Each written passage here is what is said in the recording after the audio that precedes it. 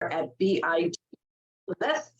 I work alongside Karen Peterson, who is our community benefits manager and community relations. I don't know if I always get your title correct. And I work with our HIV/AIDS program, but the mini grant focused mostly on community nutrition. So I'll focus on that.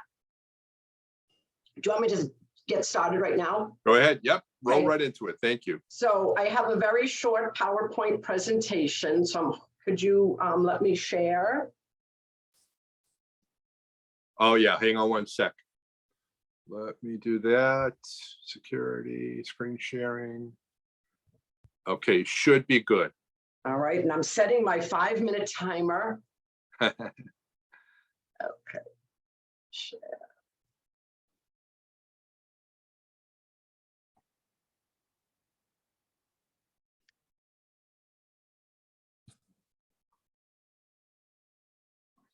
So everyone should see that.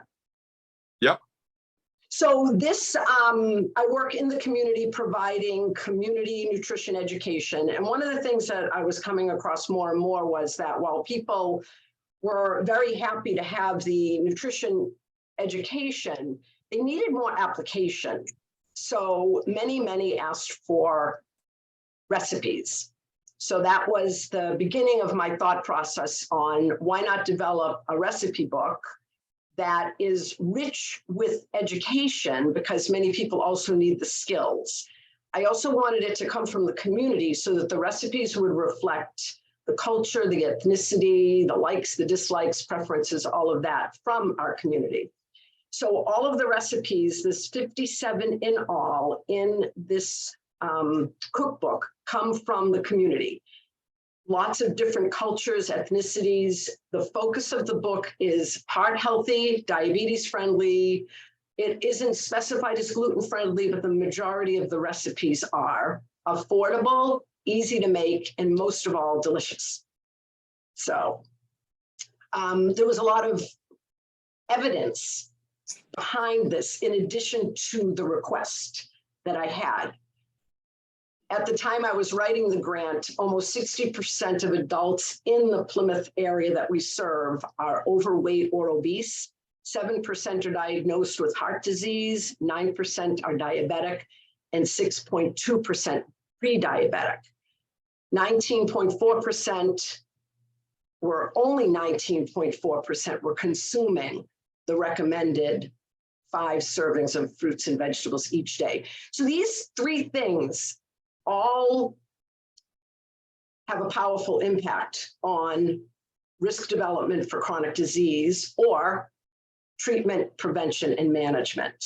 So it seemed important to provide people with this added information, not just the education, but here's the skill to help you apply it. There's other research supporting this concept that people who cook for themselves tend to eat healthier, they tend to consume fewer calories, and they also eat more fruits, more vegetables, and whole grains. And if you only remember those 3 things, I'll be really happy. As you go through your day, try to eat more fruit, try to eat more vegetables, try to eat more whole grains. And every little bit helps. Even if it's just 1 more serving, it's going to have a benefit. Brief cooking programs improve confidence levels regarding preparing meals. And the other thing that I was realizing was a lot of people were not comfortable preparing meals. They needed that education. And interventions appear to provide more benefit to vulnerable, low-income adults and their families. And these are the populations that BID Plymouth's Community Benefits Program focuses on more than anything. So that's my premise. So from there, I requested recipes from anybody and everybody, local agencies, residents, any meeting that I was at. I asked people to share the recipe document with anybody that they knew. And we ended up with about 60, and this was during COVID, which I was really happy. The focus of the recipe had to be healthy, had to be affordable to make, and it also had to be easy. And people also gave me permission to modify as necessary to bring the recipe in line with heart health, diabetes, overall general nutrition health. Every recipe has a picture And every recipe also has a nutrient analysis that provides the amount of carbohydrate, protein, fat, saturated fat, added sugar, fiber, and sodium. So that gives people the opportunity to apply what they've learned about what their personal needs are to this recipe. It includes an area on basic cooking and kitchen methods, measuring food safety, substituting one ingredient for another, seasonings and other ingredient substitutions, and it's written at the 5th grade level. So in the end, I'm just going to move this little thing here. So my outcome was that 500 cookbooks would be distributed through at least 14 community events. And a lot of this was done during COVID. I do have to share. So some of these were face-to-face, many of these were via Zoom, but 474 cookbooks were distributed at 29 different events.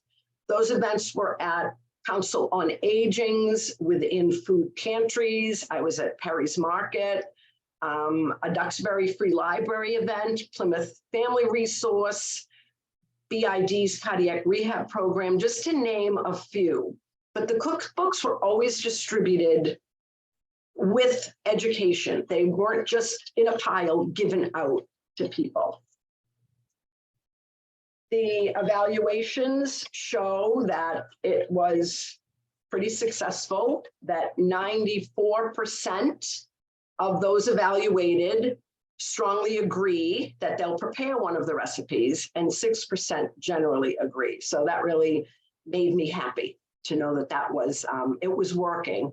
And just a couple of pictures, this was at a food pantry event. I worked with a lot of kids too. So a lot of the recipes are very kid friendly.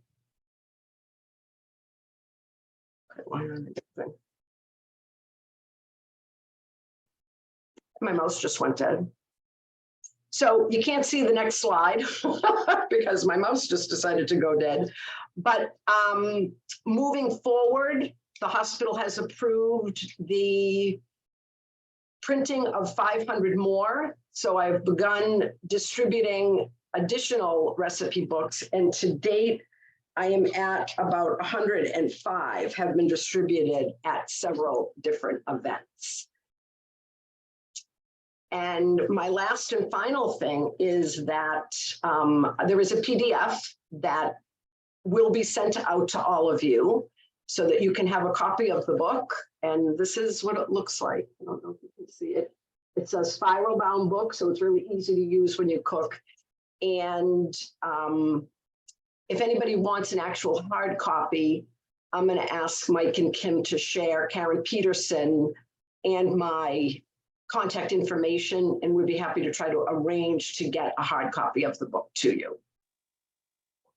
And I also need to thank Carol Gurin from UMass Medical Center for UMass Extension, I'm sorry, for helping review recipes. Jerry Levine, a local chef retired from Legal Seafood, helped review, and Derek Truby, BID's executive chef also. So thank you. So my mouse went dead, Mike, so I don't know if you can cancel my share. Yeah, I can stop the share. Okay. Sorry about that. I think I have to hold on one sec. I have to change the security to no screen sharing. Okay, there we go. Oh, good. All right. Yeah, sorry about that. I should have checked my batteries. I was busy checking Christmas light batteries. Didn't check a mouse battery.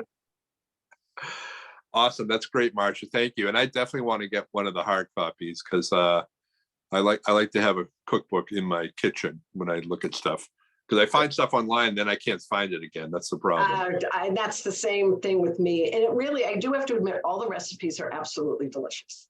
Yeah, that's great. I'd like to second that. I have made quite a few of those recipes and they've been a big hit in my household. So thank you. And healthy. It makes you feel good when you're eating food that's also healthy and tastes good. So thanks, Marcia. Taste good, or we won't eat. Yeah, or else we're not going to eat it. That's great. Any questions for Marcia? Sounds like you got great feedback, Marcia, from the folks, who got the cookbook as well. Yeah, and everybody loves it, from kids to some energy bites. They're like a peanut butter Rice Krispie ball. The kids love making them. It makes a real mess. get dirty hands, but kids have enjoyed it. Older people have enjoyed it. And during COVID, when I couldn't do face-to-face, I created individual recipe cards with a video of me making the recipe with the link and a QR code.